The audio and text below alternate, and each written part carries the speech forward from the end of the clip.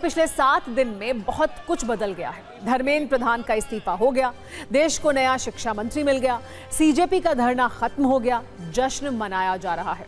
छात्र जंतर मंतर खाली कर चुके हैं, सफाई भी हो चुकी है, लेकिन संसद में आज भी हंगामा जारी रहा। अब इस हंगामे के खत्म होने की तारीख भी आ गई है।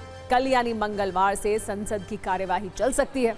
इस पर सत्ता पक्ष और विपक्ष के बीच सहमति बन गई है। अब से कुछ देर पहले शाम 5 बजे इसकी जानकारी दी गई। हालांकि ये तय होने में आज पूरा दिन लग गया। ये इसलिए तय नहीं हो पा रहा था क्योंकि विपक्ष पहले धर्मेंद्र प्रधान के इस्तीफे और पेपर लीक पर चर्चा की मांग कर रहा था, लेकिन आज वो पहले छात्रों की पिटाई पर चर्चा चाहता था। इसी मुद्दे पर आज जैसे ही सदन की कार्यवाही शुरू हुई, विपक्ष ने चर्चा का मुद्दा बदल दिया। छात्रों की पिटाई के मुद्दे पर बहस की मांग करने लगा। फिर हंगामा हुआ और सदन की कार्यवाही एक बार फिर स्थगित करनी पड़ी। आज भी सदन 3 बार स्थगित हुआ।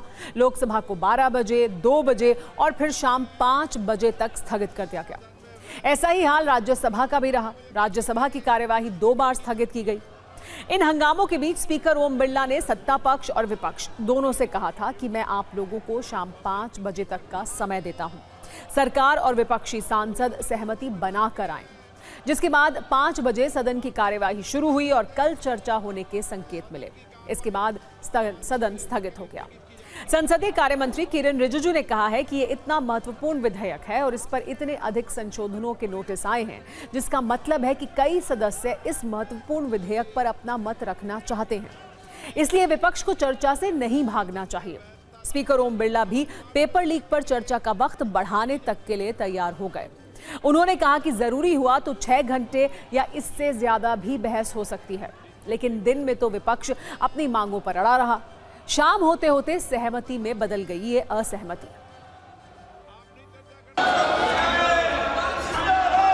ये सदन की मर्यादाओं के आचरण के अनुरूप नहीं है, ये उचित नहीं है। मैं फिर आपसे आग्रह कर रहा हूं, ऐसे माननीय सदस्यों के खिलाफ मुझे कार्रवाई करनी पड़ेगी जो सदन की मर्यादाओं, परंपराओं को समाप्त करने का प्रयास कर रहे हैं। ये सदन है, सदन की मर्यादा बनाना रखना आपकी जिम्मेदारी है। इसकी प्रतिष्ठा बनाए रखने की जिम्मेदारी आपकी है।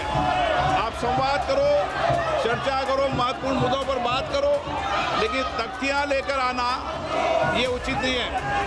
I rise to move for leave to introduce the public examinations bracket prevention of unfair means amendment bill 2026 to amend the public examination prevention of unfair means bill 2024।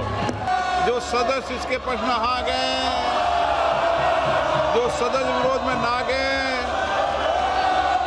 मेरे विचार में निर्णय हवालों के पक्षवा अनुमति प्रदान की जाती है। माननीय मंत्री जी अब विधेयक पूरा स्थापित करें। एक तरफ तो इतना अमेंडमेंट का नोटिस आए हैं, आपने आश्वासन भी दिया कि पर्याप्त समय देंगे, तो फिर यहाँ चर्चा को रोकने के लिए ये नारेबाजी क्यों कर रहे हैं, मुझे ये समझ में नहीं आ रहे हैं। ये तो युवाओं का पूरा इस पर नजर है और इतना important bill public examination prevention of unfair means जैसे बिल को चर्चा के लिए रोकना, ये बहुत गलत मैसेज भेज रहा है। मैं कांग्रेस पार्टी को फिर से रिक्वेस्ट करता हूँ, अपने साथियों को समझाइए और बिल पे हम चर्चा शुरू करें।